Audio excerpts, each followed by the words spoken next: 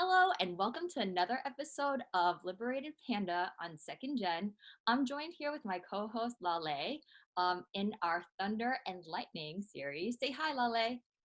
Hello，我是老雷。 I always love it when Lale speaks Chinese. So today we're going to discuss the changing Chinese views on the Palestinian-Israeli conflict in the Middle East. As many of you in our audience already know, there's been major conflict between Israel and Palestine as the fighting continues in its second week. So on the Israeli side, Israelis' warplanes have bombarded Gaza City, compounding the civilian suffering in the coastal enclave. On the Palestinian side, the rocket barrage by Hamas, which is the militant group that has ruled Gaza since 2007 and does not recognize Israel, continues to take its toll on Israeli cities, including Tel Aviv, the commercial center of the country. So in the past, the Palestinian-Israeli issue has tended to be marginalized in the Chinese discourse, but the Israeli-Palestinian issue is still the core issue of the Middle East as a whole. And what role does China play in this process is still extremely important. So as Lale and I kind of discussed before, there are many layers to the changing Chinese perception of the Israeli-Palestinian conflict, such as China's business interests, how the Chinese view Islam as a religion, and China's push to form alliances with countries that have weaker ties with the West, and especially in the US. So Lale, in the US, the younger generation on the progressive side, they're more supportive of the Palestinian independence route because they view Israel as bullying Palestine and having more military power than Palestine and abusing it. And they view America as complicit against the violence in Palestine. So the younger generation is very critical of that. On the Chinese side, I'm talking to my Chinese colleague, and they traditionally say that China supports Palestine too, because I'm told China likes alliances with weaker ties to the West, with countries with weaker ties to the West. So Yeah. Lale, how have Chinese people historically viewed the Israeli-Palestinian conflict? It's hard to say how Chinese people have been viewing it because I mean it is really hard to say in an authoritarian country what people actually think and if they actually care, for that matter. From the official standpoint, ever since the PRC, the People's Republic of China, came into existence, it was a given that they would be on the Palestinian side. Just out of pure anti-imperialism, Israel is being viewed as a spearhead of the West, namely America. And so China logically would side with the Palestinians. Right. So that was official for decades. But I don't know what that means for a regular Chinese person, you know? Yes. It's really hard. Yeah, it's actually very interesting that you came to me with this topic because in my experience, and this is anecdotal, many of the Chinese, especially the youth, right, they're more averse to speaking about political things or like thinking about like political things. Like in my family, like many of my extended family members, like my uncles and aunts, they'll tell their children, don't care about politics. It has nothing to do with us. Yeah. 跟我们有什么关系? Like that's what they say all the time. Yeah. So I'm very shocked that you brought this up to me. And I was talking to my Chinese colleagues about this issue, and they seem to have some opinions. So we're here to discuss that. Yeah. Well, I think it's true you shouldn't care about politics in China. It's not good for you unless you really know how to toe the line. But foreign politics are fair game. You can have all kinds of opinions on foreign things if you want, as long as they don't impact China directly. Then you could say, I side with this side in some obscure Peruvian conflict. Why not? It's fine. Oh, interesting. Okay. So what's the chatter on Weibo and Chinese social media on this issue? It's been, the comments that I've been getting and the stuff that I've been seeing on Chinese social media have been crass on both ends. Like there's not much middle ground. There's people that support Palestine with all their hearts, and then there's people that support Israel also with all their hearts. But it isn't as usual that it's like just one voice on Chinese social media. It's more like, yeah, some go here, some go there. And I think it's very difficult for the Chinese government to manage this. I think so too. And it's interesting that the Chinese government is kind of waddling into this situation, whereas historically, they haven't really been very much inclined to step onto the world stage and like be a mediator of like some sorts, right? Yeah. That's yeah, they just tend to be more like they would leave that more to the West. But it seems now they're reaching out more to like these weaker countries or countries with weaker ties to America and forming alliances, right? So Palestine would be a natural fit for them, right? Are they though? Or is it just rhetorical? Like, because I don't know. I mean, they trade a lot with Israel, and especially in arms trade is really important to get Israeli arms. They're really good in that. Mm. If you're Chinese, you can get arms from Russia, from Israel. You can get some stuff from European countries, but really Israel is important for you. Mm. Palestine as such is not important at all. It's not like you want anything from them. Maybe you don't want to alienate the surrounding Arab states. Fine. But you don't necessarily have to go all the way and really support Palestine for that. You can just kind of say a few things rhetorically, and then just keep doing whatever you were doing. You know, do business with Israel. That's fine. I don't think that they're really willing to step up and be like, okay, this is like where we stand here. No. Okay. And I think they're too smart for that. Interesting. That is very interesting that you say that. And I tend to agree with that assessment too. I think they know it's a complicated situation.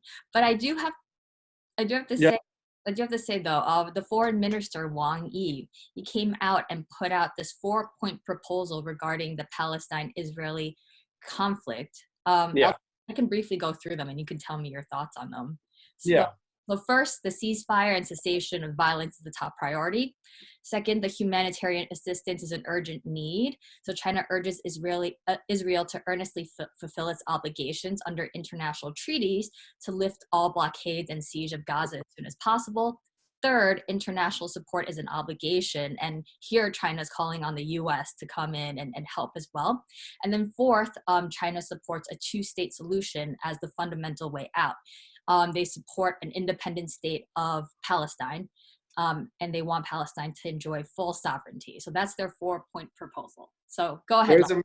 There's an important detail there. I think a lot of it is just blah. Like, national mediators, fine, yeah. I mean, who would want to do a deal without international mediators in this kind of environment? It's like, okay, they've made a truism. But the two-state solution that they're offering, and this is not new. They've been offering this same exact plan under a different name 4 years ago or 5 years ago, and then again in 2014. So like they come up with the same plan, and this plan is super non-threatening to it. Basically, it's like the international consensus. There's no creativity, there's no boldness, there's no like, okay, let's try something new. It's just like, okay, this is the consensus, but nobody will accept this consensus anyway. You can put it forward all you want, because the detail that it all hinges on is they want the borders of 1967, and they want East Jerusalem to be the Palestinian capital. Now the Israelis they're not gonna want that. Right. So as Chinese, you can say, here, look at my plan. I made a plan, which is the recycled version of a plan that you already put out, where everybody was like, yeah, but like, you know, this is not gonna work. And again, you put it out and you're like, look at the plan, but everybody knows it's not going to work. It's only there so you can say, I have a plan, but I don't think they're very serious. That's really interesting.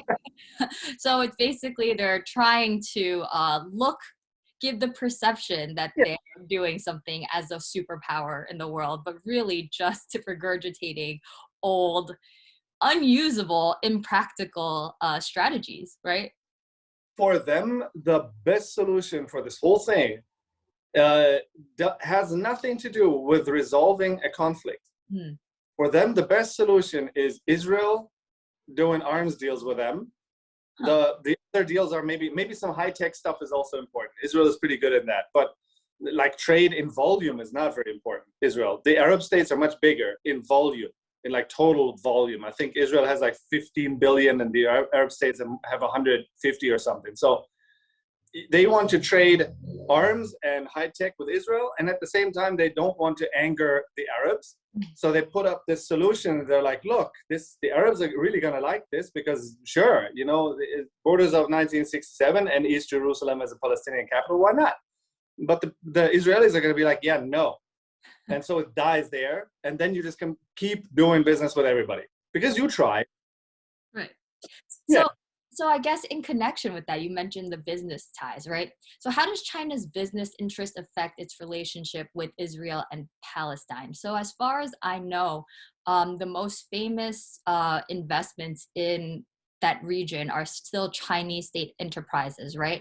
Railroad projects, and some individual Chinese like business people that go, they're like mercenaries basically, and such as like security companies, because there's a market there for that.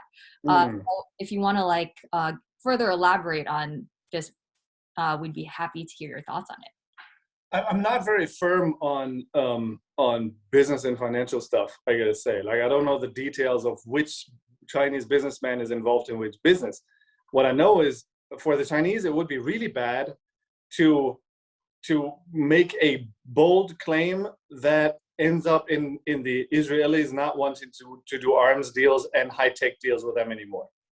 So everything they put out has to be something that they already know the Israelis are going to not want it, but they're not going to be angered to an extent where it doesn't work anymore, this whole thing that they got going. Yeah, and at the same time, you don't want to anger the Arabs either. So you just kind of play everybody. And I think it's been going pretty well so far. It's getting increasingly more difficult if the U.S. falters and kind of leaves a vacuum, because somebody has to fill that vacuum. It's not going to be the EU from the looks of it, and it's not going to be Russia. So it might be more difficult, and people might be like, "Do you actually have a plan, or you're just rehashing this stuff for show?" But we're not at that point. I think we're at a point where for China, it's still kind of comfortable to just say, business here, business there, some blah blah here, which is not going to make them really angry, and some blah blah here, which they understand is not really in their favor, and you know the situation can just go on forever. So it sounds to me, right, like China wants to be 老大, right? But they're not taking the appropriate actions and the appropriate critical thinking to take that 老大, you know, position that America has. I don't know. Do they really want to be 老大? I think sometimes I look at Xi Jinping and I feel like he's not really acting in Chinese interests because he's too bold and too self-confident in some aspects, and he's really like alienating a lot of smaller countries and a lot, like even the EU. They just can't the CAI treaty. So I think in many quagmires like the Middle East, you would be an idiot to want to be the 老大. Really, like it is much better if America gets beaten up morally and financially, and Europe in the background just reaping the benefits. And you know, people don't look to China for solutions. Why would they do that? The Arabs, I think they're pretty. I mean, I'm not saying the Arab population, but I think the Arab governments, they're pretty conscious of the fact that there's rampant anti-Islamism in China. It doesn't bother them enough to do anything about it. I think they're very conscious of the fact that China is not really a staunch ally. But they're just kind of rhetorically making some points. Hey, let's give East Jerusalem to Palestine and borders of 1967. That's not going to happen anyway. So I can propose shit all I want. Right. But everybody, or a lot of people are very pragmatic, very this realpolitik, you know, Kissinger style, kind of like, yeah, I mean, guy's a dick, but it's my dick. Well, so the experts on China and the Middle East say China participation in the Keystone issue in the region gives Beijing a chance to showcase its ambition to become a global power, one that will be more responsible than the U.S. That's, you know, that's their hope right? So it has a chance to say that US has dropped the ball here and China can pick up the slack. So that's where I'm getting the like Lao Da thing. Do they want to be Lao Da? Honestly, I personally wouldn't want to be Lao Da in the Middle East conflict. No. Right? Like who wants that position? Nobody. No. It's impossible to solve. Like if like I can put the most diplomatic people in that situation and they probably still have difficulties, if not impossibilities, resolving the issue. Well, yeah, and I mean, there's so many little conflicts within the conflict. It's like, I remember when I was walking through Iran, every town, every bigger city has a square that is called Philistine Square. Philistine is Palestine, because for Iran, this Palestine issue is really important politically, rhetorically. It's like, yeah, we need to drive Israel into the sea and stuff. But if you talk to Iranian people, they don't care. For them, some Sunni Arabs is somewhere in Israel. They would rather keep their money in the country and maybe buy vaccines or buy, I don't know, make better roads, as opposed to sending money to Hezbollah and Hamas for some sort of pan-Islamism, which they don't have a part in because they're Shia anyway.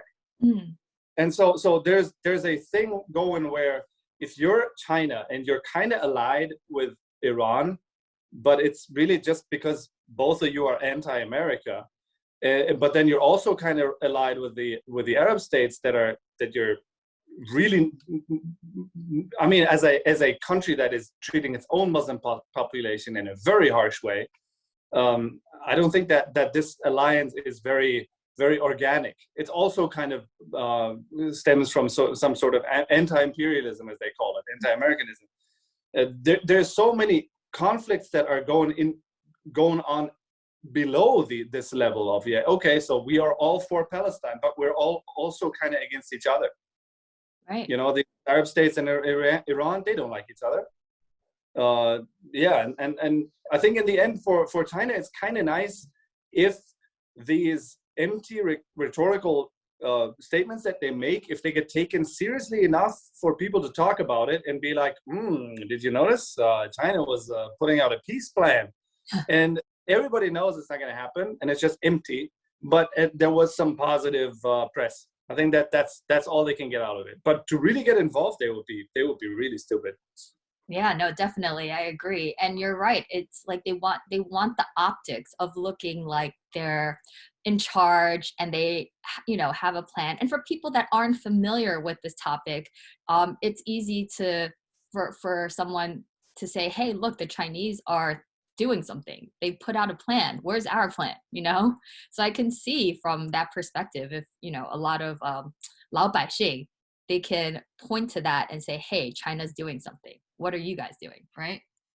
Yeah, but I don't know. I mean, yeah, it's kind of like if you come up with a peace plan that actually kind of gets adopted and people really try to carry it through and then it fails, that's not very nice, right? Yeah. And the chance of it working isn't very high if we look at all the peace plans that came before. It's not like very, very powerful countries haven't tried, right? So like the kind of the historical evidence leads us to look at it and say, maybe it's better if you put forth a peace plan that isn't really a peace plan and it's not going to happen. Right. Nobody's even try, because that way you're safe. You're like, well, I made a suggestion, you guys didn't try. Okay, I'm good, I'm clean. But if they really tried and it didn't work, that would be bad. Then you would be America. Yeah, so it looks like they're playing pure politics here. So smart move for them, right?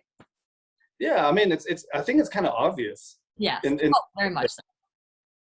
And and especially I think the Chinese, the government as well as the people, have been conditioned to live with lies.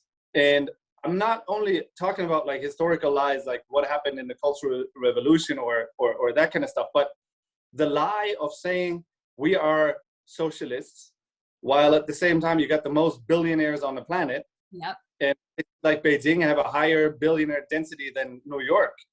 And the rich and poor the difference between them is staggering. Yeah. But still live the lie of this is socialism, guys. You know, this is Chinese socialism.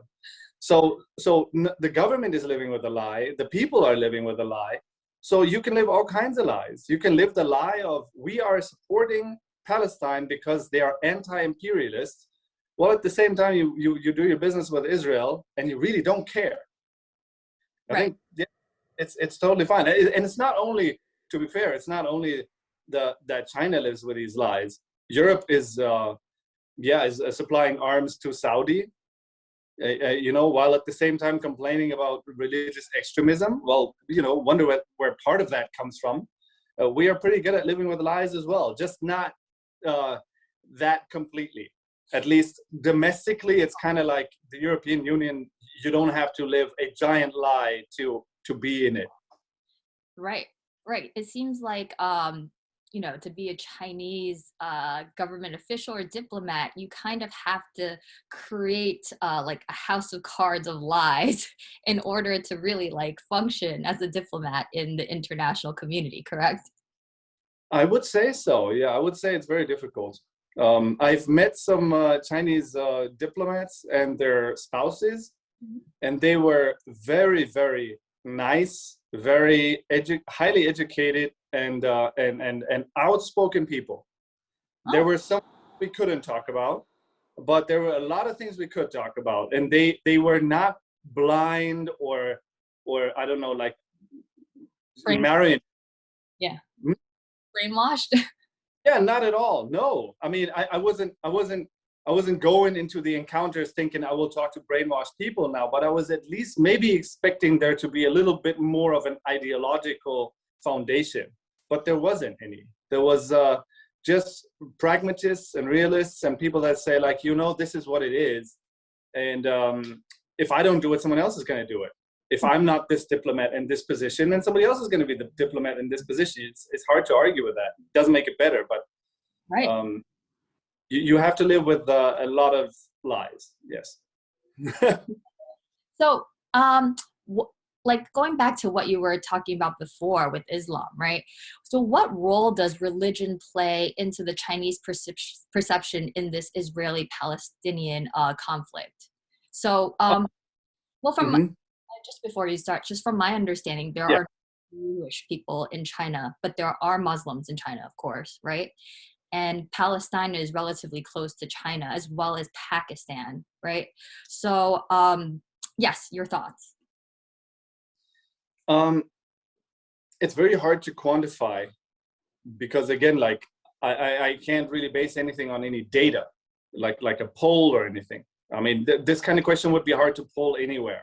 Like, are you Islamophobic or are you an anti-Semite? It's very difficult to find out, I think, for the population. But the general kind of the gist that I get, the feeling that I get is it's the Palestine-Israel conflict is shaped by anti-Semitism and Islamophobia at the same time.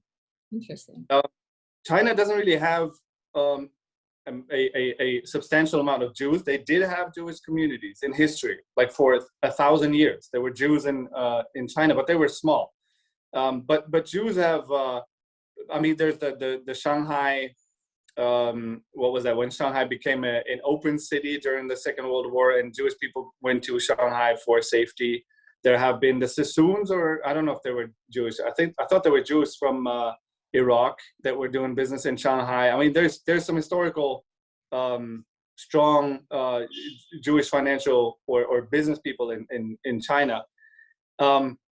The anti-Semitism that I get a lot on Chinese social media is more like a positive framing of the conspiracy theory that Jewish people are so smart and so like well connected that they kind of hold the strings everywhere. I mean, this is a global conspiracy theory invented by Europeans. We came up with it. But yeah, the Chinese people, a lot of them online at least, they really adopt it very, very, I was gonna say happily, but like they're really invested in this thing. They go like, yeah, I mean, Jewish people are just smart. It's what they are, and they control Hollywood, they control Wall Street, they control everything. So yeah, it's normal that they would also control America, and then America would help Israel because of that. So that's one side of it. It's just anti-Semitism based on conspiracy theories. If you ask them if they hate Jews, no, they think they admire Jews for this perceived smartness and connectedness, but it's still anti-Semitism. And on the other end of the spectrum, there's a strong Islamophobia, which is kind of being fanned by the government. And it's very hard to, at the same time, say we're on Palestine's side, while you're domestically pushing this propaganda of Islam is basically terrorism if it's not super assimilated and super. They use this word like light, or how would you translate wenhe? Like the opposite of radical. Soft. Yeah, I guess soft would be it. Like they use this word for any Muslim that they want to kind of say this person is definitely not a terrorist. It's an okay Muslim. That's going to be like a soft Muslim, where you go like, oh, you mean every Muslim, basically, except for these terrorists, because most Muslims are just kind of normal people that happen to believe in Islam. But in China, there's this general trope of, if you're a Muslim, you lean towards terrorism, and then we have to add this qualifier: you are not a normal Muslim, you are a soft Muslim, which means you're cool. That's really interesting. And I have to say, it kind of does align with how the Chinese American community perception of Jewish people versus Muslim people in America. So for instance, like Chinese Americans in America have a lot more in common with the Jewish community, and you'll often find Chinese and Jewish couples getting together and marrying in America, but you don't find it as often with Chinese people and the people from the Muslim. So that's what I'm seeing in America. I don't know what it's like in Germany or in China, because you said in China there's not a lot of Jews, so they don't have like the opportunity to like marry and all that stuff and get to know them even. I don't know how many there are. I mean, the total foreigner community of all foreigners in China is just a drip in the water, because the Chinese population is so big. It might still be a lot of people, but how many Jews can there be in China at this point? Like some expats, some students, some businessmen. That's it. Doesn't really change the public perception of Jews. But at this point, it's very it's very difficult, I think, for the Chinese government to at the same time, for a foreign audience, for these Arab countries, be like, we are supporting Palestine as a matter of principle because imperialism from the US and Israel, and we've always been by your side.